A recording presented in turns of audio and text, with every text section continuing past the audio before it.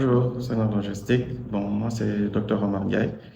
Je suis spécialisé en littérature britannique et du Commonwealth, mais je fais aussi une spécialité en anglais pour la logistique, en anglais pour la supply chain management.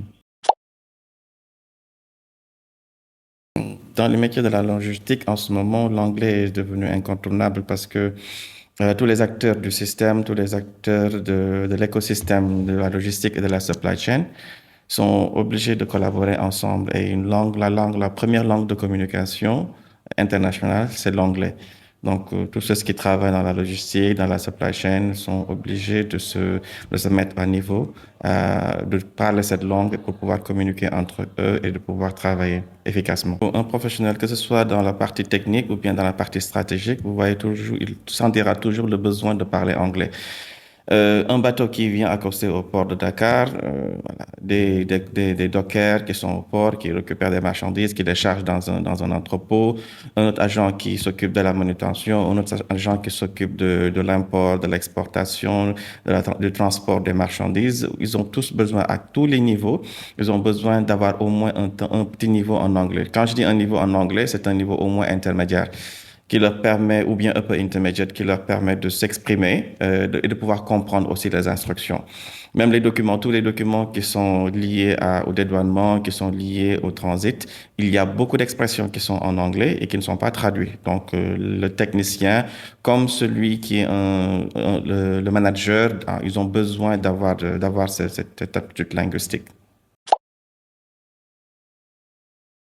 Il y a d'abord le premier niveau, c'est de l'anglais général. Au début, quand on va à l'école, quand voilà, on commence l'apprentissage de l'anglais, on apprend l'anglais général. L'anglais général, ça sert à quoi? Ça sert à discuter, ça sert à dire ce que l'on a envie de dire, à discuter avec ses amis, à nommer des choses.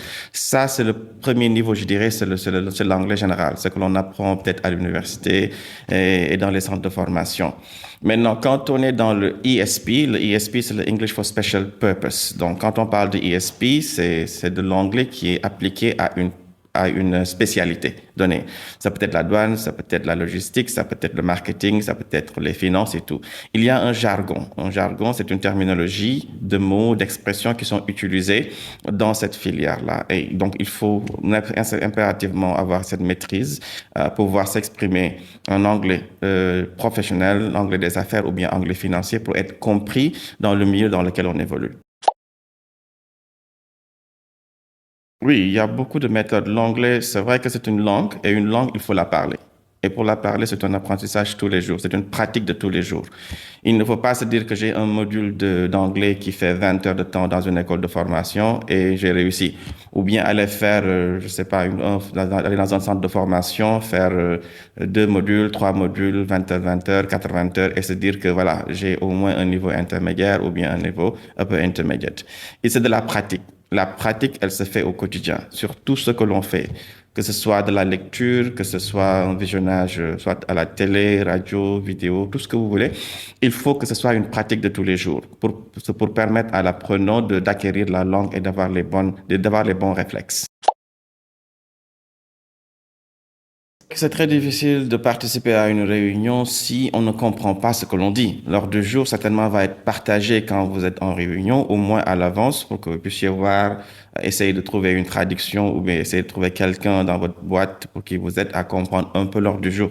Mais c'est très difficile de participer à une réunion où l'on ne peut pas intervenir, où l'on ne comprend pas les personnes qui nous parlent ou bien qui prennent la parole. C'est très difficile.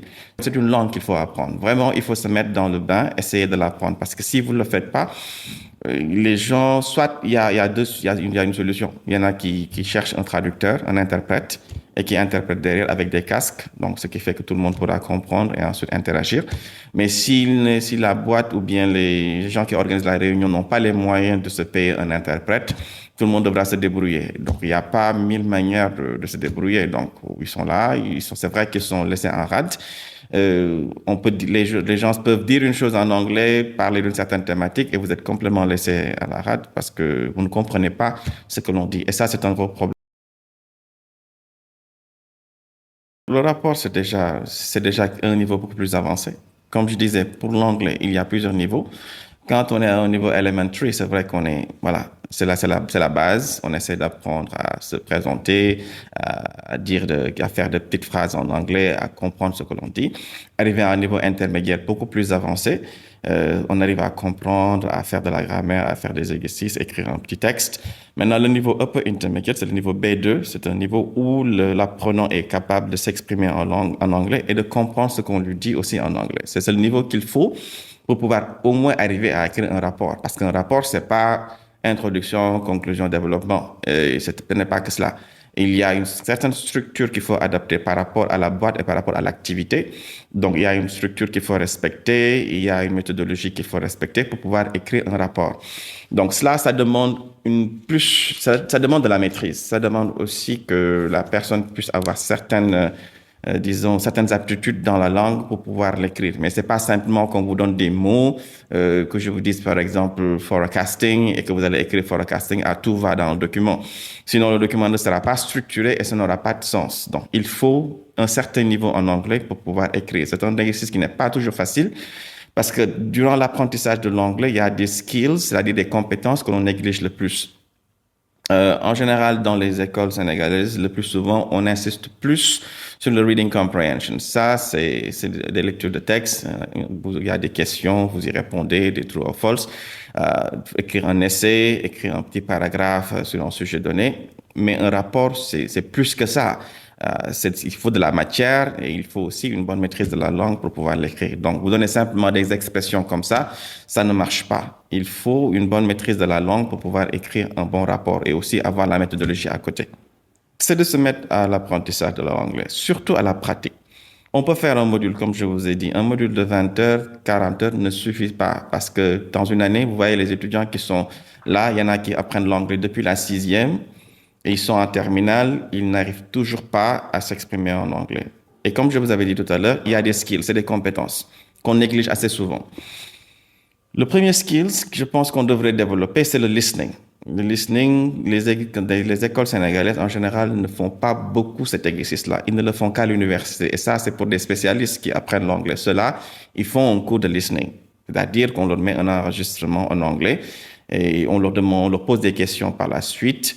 C'est un exercice qui est très courant qu'ils font à l'université. Mais dans les classes de seconde, de terminale, de troisième, sixième, c'est rare de voir des exercices pareils. Et c'est un exercice qu'il faut faire tous les jours. Le listening, ça sert à quoi? Ça sert d'abord à s'habituer à la langue. Comme vous voyez un bébé qui évolue dans sa famille, dans son cercle familial, il ne se lève pas en bonjour et commence à parler. C'est pas le premier jour qu'il est né qu'il commence à parler. Il passe du temps à écouter. Au début, il n'entend que des sons. Il entend des sons, ainsi de suite. Au fur et à mesure que les années passent, on lui parle. Il commence à déchiffrer des mots. C'est le même cycle qu'il faut reprendre. Quand on apprend une langue, il faut d'abord l'écouter. L'essentiel, c'est d'écouter les sons. Une fois que vous arrivez à écouter les sons, vous commencerez après à déchiffrer les mots. Déchiffrer les mots, après, vous amènera à déchiffrer le message. Qu'est-ce que la personne dit? C'est quoi la thématique? C'est quoi le sujet de conversation? Qu'est-ce qui me permet de dire que voilà, telle personne a dit cela? Parce que le cerveau a horreur du vide. Nous avons certains de nos grands-parents qui n'ont pas été à l'école, mais si vous les mettez en face d'un téléviseur avec un film en français ou bien dans une autre langue ou bien en hindou, ils vous disent que voilà, telle personne, voilà la trame, voilà telle personne, voilà ce qu'elle a dit.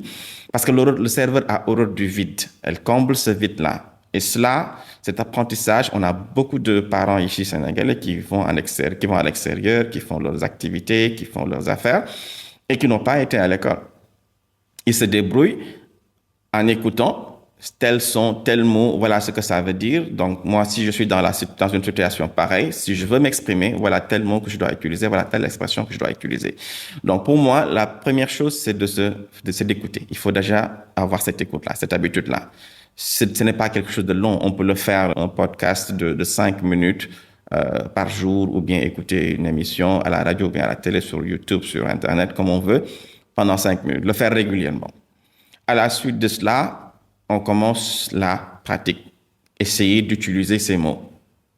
Comment on dit bonjour, comment on dit ça va, comment on demande à une personne ce qu'elle fait dans la vie, comment est-ce on présente une autre personne. Ça, c'est le b.a.-ba. Ensuite, on essaie de pratiquer. Même si c'est à un niveau élémentaire, bonjour, comment tu vas, je me présente, tu te présentes, on présente quelqu'un, qu'est-ce que tu fais dans la vie? Ça, c'est un premier niveau. Le deuxième niveau, on ira maintenant vers l'écriture.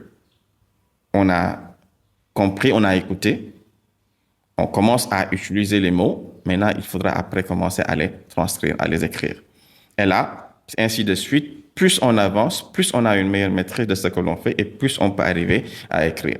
Donc, nous, ici, en général, on fait d'abord du reading et du writing plutôt que d'aller à listening, speaking et writing. Au-delà de cela, il y a après maintenant la pratique. La pratique, c'est de commencer par le b.a.-ba. On se lève, on va des amis, on est dans un groupe, on discute en anglais. On peut prendre 5 minutes, par exemple, où pendant ces 5 minutes, tous ceux qui s'expriment parleront en anglais. On se présente, on dit ce que l'on fait dans la vie. Et là, on peut avoir des outils qui peuvent nous aider. Il y a les dictionnaires, il y a les applications. On peut avoir un prof, on peut avoir un ami qui parle mieux anglais que nous et on lui demande tel mot, comment ça se dit. Et on arrive à pratiquer. L'essentiel, c'est de pratiquer, d'aller dans la pratique. Donc, on fait beaucoup de listening, on passe à la pratique. Ensuite, maintenant, quand on est étudiant ou bien qu'on est professionnel, on sera obligé de passer à la pratique, à l'écriture, de la pratique à l'écriture. Parce que là-bas, comme tu as dit, on a besoin d'écrire un rapport, de lire un texte, de lire des TDR, de pouvoir comprendre, de pouvoir participer à des réunions. Là, il faut de l'écriture. Donc, c'est un autre skill qui vient après. Donc là, plus on écoute, on comprend ce que la personne dit, on arrive à s'exprimer. La prochaine étape, c'est d'arriver à lire et à écrire en anglais correct pour que l'on puisse comprendre ce travail et le partager. Pour les conseils pour un professionnel qui veut apprendre l'anglais, c'est qu'il faut s'y mettre, comme je dis. Il y a beaucoup de cours, il y a beaucoup d'instituts qui proposent des cours d'anglais. Il faut aller s'inscrire. Il faut aller faire les cours. Il faut aller faire des cours de conversation. Privilégier les cours de listening. Le cours de listening, on peut le faire tous les jours. Soit vous allez dans un centre ou bien il y a maintenant beaucoup d'outils et beaucoup de données qu'on peut trouver soit sur Internet, ou bien dans des centres de langue. On peut avoir des enregistrements audio, on regarde un film en anglais, on écoute une émission en anglais, on regarde la télé, le journal en anglais, la radio, tout ça c'est possible maintenant. Le faire régulièrement pour avoir cette maîtrise. Le deuxième conseil que je vais donner, c'est de la pratique. Pour la pratique, c'est très simple. On change la volonté en besoin. Cela veut dire quoi? Vous vous levez le matin, vous êtes avec vos amis, vous êtes en train de discuter, vous vous dites que voilà, pendant toute la discussion, c'est 5 minutes, c'est 1 heure de temps, on va s'exprimer en anglais. Tous ceux qui peuvent s'exprimer en anglais parleront. Tous ceux qui ne peuvent pas vont se taire pendant 5 minutes. Le lendemain, vous reprenez le même exercice. Vous allez pousser ceux qui ne parlent pas à essayer d'utiliser les mots qu'ils ont appris, à se rappeler des mots qu'ils ont appris pour les utiliser enfin. Une autre méthode que je donne souvent aux étudiants apprenants, je leur dis, pour les forcer à vraiment parler anglais, je leur dis à la pause ou bien quand vous prenez votre petit déjeuner ou déjeuner, vous mettez en groupe de 2, 3 et vous allez commander ce que vous voulez manger en anglais. Tous ceux qui peuvent nommer ce qu'ils veulent manger en anglais, boire, ils peuvent consommer. Si vous ne pouvez pas, vous ne consommez pas et vous achetez tout ce que vous avez acheté, vous donnez à votre collègue ou bien à votre camarade qui a su nommer ces mots-là en anglais. Si vous le faites pendant une journée, le lendemain, tout le monde va parler anglais. Parce que vous changez la volonté en un besoin. Si vous pensez que l'anglais est un besoin vital pour vous, vous allez vous mettre à l'apprentissage et surtout à la pratique et ne pas avoir peur de la pratique. C'est très simple de s'exprimer en anglais. Il est beaucoup plus compliqué de s'exprimer en français. Il y a beaucoup plus de règles. L'anglais, il y a de la grammaire. Elle est plutôt simple et très accessible. C'est une langue qui privilégie la communication et surtout la compréhension. En anglais, on vous dit qu'il faut juste se faire comprendre. Si vous arrivez à vous faire comprendre, vous avez déjà fait plus de la moitié du chemin. Donc déjà, c'est le premier conseil que je donne, de se mettre à l'apprentissage, de se mettre à la pratique. Les compétences, c'est le listening d'abord, écouter, se familiariser avec la prononciation, avec l'utilisation des mots dans la langue.